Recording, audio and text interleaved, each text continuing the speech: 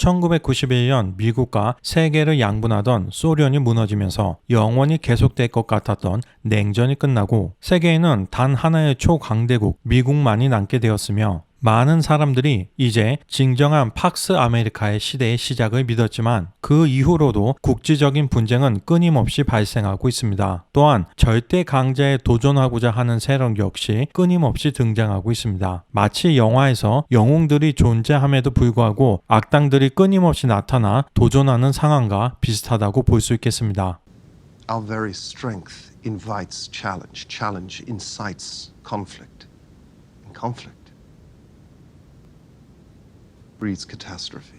다행스럽게도 미국과 소련 사이에서는 전쟁과 같은 불행한 일이 발생하지 않고 소련이 몰락하면서 양자 간의 대립 관계는 해소되었지만 앞으로도 미국이 새롭게 등장할 미래의 도전자와도 물리적인 충돌 없이 같이 발전할 수 있을지는 아무도 알 수 없는 일입니다. 현재 미국과 많은 다툼을 벌이고 있으며 가까운 미래에는 더욱 치열한 경쟁을 벌일 것으로 보이는 국가는 중국이라고 할 수 있겠습니다. 경제 규모에서도 이미 미국의 70에서 80%에 도달했으며 군사력 증강을 위해 막대한 비용을 투입하고 있습니다. 최근 중국은 제20차 공산당 전국 대표회의를 통해 중앙정치국 상무위원 7인의 선출과 시진핑 주석의 3연임을 확정지었으며 정당의 당원이라고 볼 수 있는 공산당 당장을 개정했는데 그 중에서 2개의 확립이라는 부분이 특히 눈길을 끌고 있습니다. 2개의 확립은 시진핑 주석을 당의 핵심으로 옹이하고 시진핑 주석의 신시대 중국 특색 사회주의 사상을 중공의 주요 이념으로 삼는 것입니다. 이러한 중국의 상황을 보는 러시아의 마음은 복잡합니다. 현재 대외적으로 함께 미국과 서방에 대응하는 파트너이며 같은 공산권의 동지였지만 과거 소련 시절에는 중국에 대해 분명한 우위를 점하고 있었는데 이제는 경제 규모는 비교할 수 없을 정도이며 인당 평균 소득에서도 중국에 따라잡힌 상황이 되었기 때문입니다. 양국 간의 우호적인 관계와 남자가 부족한 러시아의 현실 때문인지 많은 러시아 여성들이 중국으로 향하고 있기도 합니다. 我是俄罗斯人，22岁，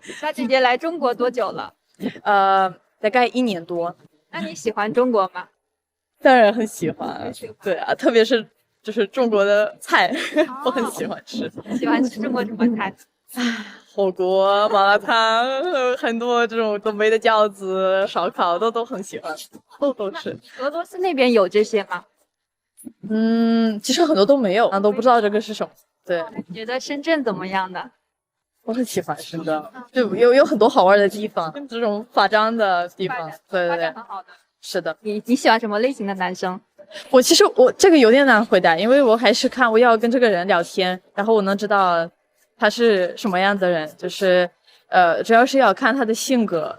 有想过嫁到中国来吗？其实我想过，因为我想以后可能在中国，就是我现在是在上学，但我想以后继续工作。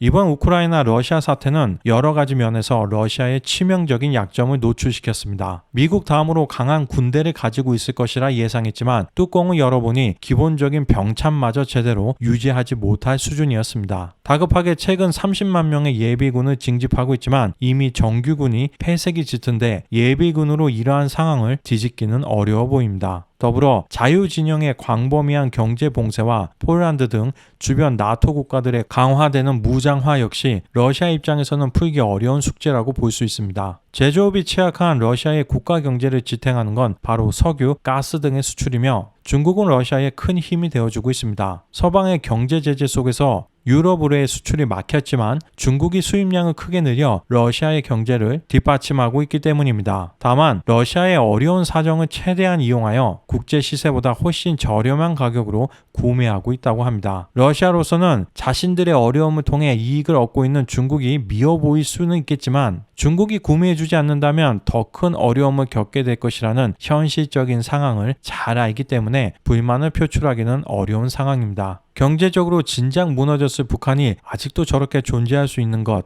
역시 중국이 무상 지원과 교육을 통해 자금을 흘려주기 때문입니다. 러시아는 이처럼 중국과의 원자재 교육을 통해 국가를 유지할 수 있는 자금은 확보할 수 있었지만 자국 내 제조업은 직격탄을 맞고 있습니다. 부품을 원활하게 수급할 수 없기에 생산에 큰 차질이 발생한 상황이며 많은 한국 기업들 역시 큰 피해를 보고 있습니다. LG전자는 2006년 한국 전자기업으로는 최초로 러시아에 진출해 지금까지 약 7천억 원을 들여 모스크바 인근의 생산시설을 마련했지만 올해 우크라이나 사태가 발생하면서 8월부터 공장 가동을 멈춘 상황이며 언제 재개할 수 있을지는 미지수입니다. 현대차 러시아 법인 역시 큰 위기를 겪고 있습니다. 올해 8, 9월에는 단 한 대의 자동차의 판매도 이루어지지 않았습니다. 여러 글로벌 기업도 역시 러시아 시장을 떠났는데 그 자리는 러시아 기업들이 이상한 방식으로 채우고 있습니다. 스타벅스가 떠난 자리는 러시아 토종 브랜드 스타스커피가, 맥도널드가 떠난 자리는 엉클 바냐가 대신하고 있는데요. 쿨콜라, 펜시, 스트리트는 그냥 보기에도 콜라, 환타, 스프라이트를 모방했다는 걸 쉽게 알 수 있을 정도입니다. 단지 한 사람의 결정으로 러시아의 1억 명이 넘는 국민들의 생활 수준이 이처럼 하락하고 외국의 조롱거리로 전락될 수 있다는 점은